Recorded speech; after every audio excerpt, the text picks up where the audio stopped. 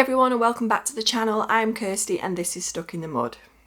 As always, if you're finding my videos helpful, please remember to like them and subscribe to the channel if you haven't already. I'm really glad you're here joining me today and taking that step on the road to recovery from OCD and anxiety.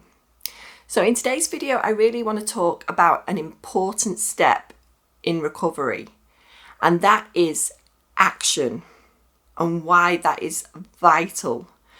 Because we talk a lot about, and I talk a lot about it, moving forwards. You know, you've got all these intrusive thoughts, you've got that urge to carry out a ritual and the desire to just figure everything out, fix everything. And I talk about moving forward with your day. And when I'm talking about that, I'm talking about action, moving forward, doing the things that you do every day, whether it be stack the dishwasher, do the washing, do your job, anything, take the kids to school, go for a walk, listen to some music, doing the things that you have to do every day and the things you enjoy, despite the fact that you may be just completely ravaged by OCD intrusive thoughts, your anxiety, all the fear, all the what ifs, and that urge to just figure everything out and come to some kind of conclusion and certainty. It's a horrible feeling, but if we can have all that going on and move forward with our day, we're sending a very important signal to our brain, and that is that this doesn't need to be feared. And I know it sounds easier said than done. I realise that, and I get that. I've been there when I've just been so wrapped up in it all, and I've just been inactive. I have just lost the ability to function at all, and it's a horrible place to be. But then I realised that if I could flip all this on its head and see these as opportunities to do something different, respond differently, and change my relationship with it all. And it's a scary leap to take that. It really is, and it does feel like taking a leap of faith into the unknown, because we've got all this doubt and all this fear that if we don't do this, we're a terrible person, something bad's going to happen. We have all of these fears and doubts, that just worries that if we don't do this, something awful is going to occur. But that's just OCD. That's how OCD works. It just wants your ultimate attention all the time. It wants you to be just chasing after it, figuring everything out, problem solving, analysing, overthinking, just doing all that hard work, because it is a lot of hard work and it takes a lot of effort on our part to do all this.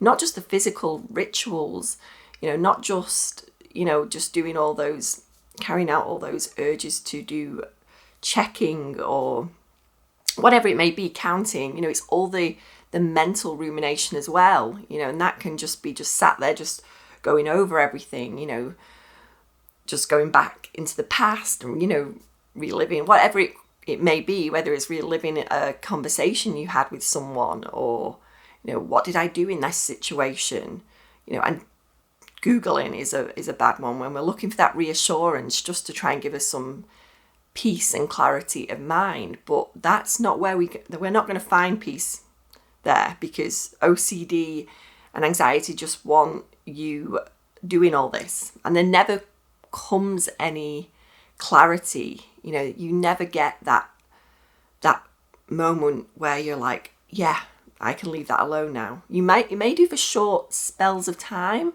where you get that, you seek that reassurance, and you get that, you just get that feeling of that sigh of relief, but then it's very brief and it usually bounce back harder, because we're sending a signal up to our brain that this is important stuff, that this can't be forgotten. And that's why it will always bounce back again, because we're giving it importance. We're putting weight behind it, when we should be doing the opposite. We should send a signal to our brain that this isn't important. That's why I'm moving forward with my day. Like I said, doing all the things you need to do on a daily basis, going to work, just taking action. That is sending a signal to our brain that, we don't need to see this as a danger signal anymore.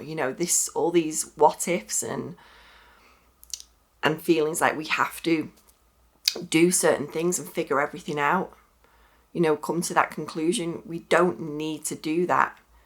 We can have it hang out with us for as long as it wants to, and it's going to fizzle out on its own. And that's what I always say, and that's the beauty of approaching OCD and anxiety like this, is the fact it will dissolve on its own, and it will just go away in the end, because you're not giving it what it wants, and it doesn't have, like I said, like a fire, a fire will go out, but if we keep putting fuel on the fire, it's going to keep burning, but eventually that fire will just go out. If we don't do that, it will just run its course. And that's how thoughts are. They will just go out in the end.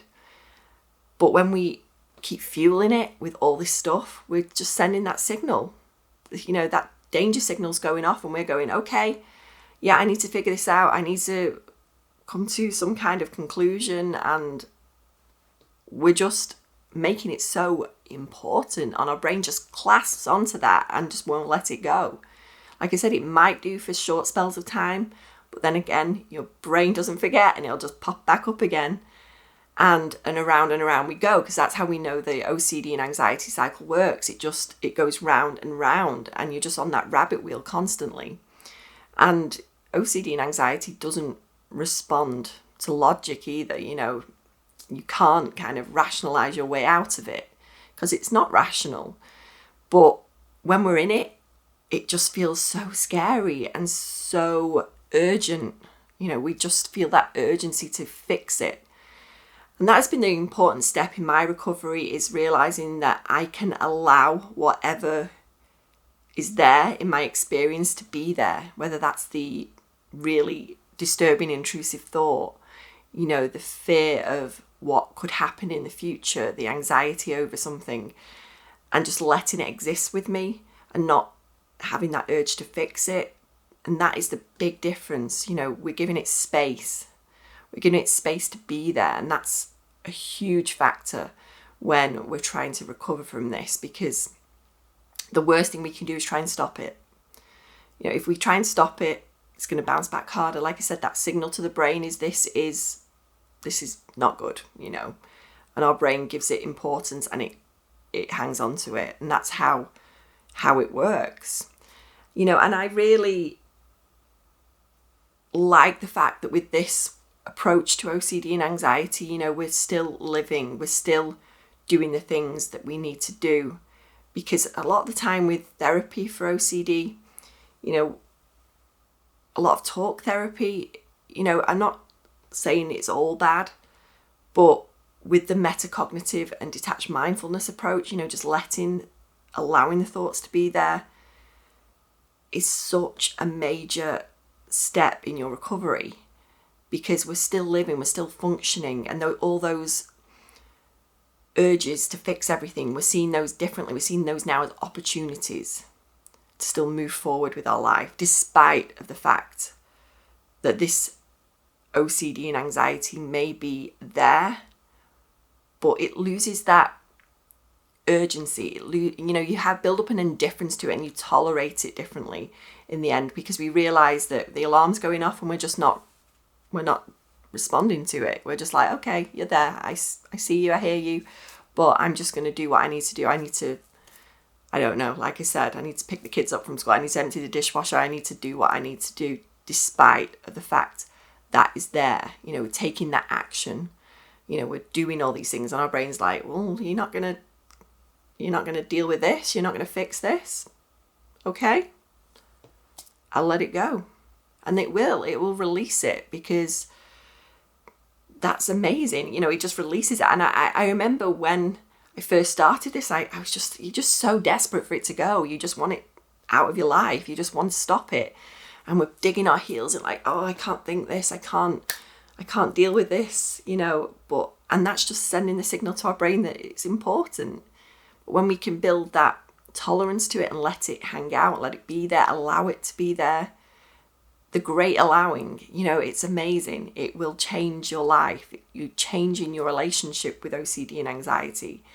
And that is where we can leave all this behind us. You know, we don't have to live with it completely controlling us anymore. You know, and as OCD individuals, you know, I always believe we're so sensitive to everything around us, and that's why this is hard for us. You know, we feel like we have to solve everything. We feel like we have to fix everything. We have to, you know, we're very in tune with the world around us. We feel very plugged into everything. We feel like we need control over everything. And once you realize that that's just keeping us stuck, and it's keeping us in a place that we don't deserve to live that way. You know, we're not living freely. You know, we're not living our lives to the full, and that's been me for many years. You know, it's controlled me to the nth degree. You know, I just every day revolved around OCD and what rituals I had to do. The rumination, it just went on for hours, you know, and I just couldn't wait to be honest, to go to bed, because it would just give me some break, you know, a space from having all that going on. And that's not a way to live, is it? You know, and it's taken me a long time to get where I am now, but I can really see how I've changed that relationship with everything. I've given space for all the intrusive thoughts, all the urges, you know, all the trying to figure everything out and gain certainty over every situation. And don't get me wrong, sometimes it's harder than others. I do have days where I will get triggered by something and I'll be like, okay, you know, and you feel like, you know, it's going to overtake. Like, am I going to get rid of this thought today? It's going to be there all day. And that's already, I'm involved. So I always say the least involvement as possible. That's what my therapist always said to me. And it's been invaluable to move forward, because I think, yeah, I'm getting involved there. And it's just having that awareness when you're getting pulled into it and you're getting hooked in.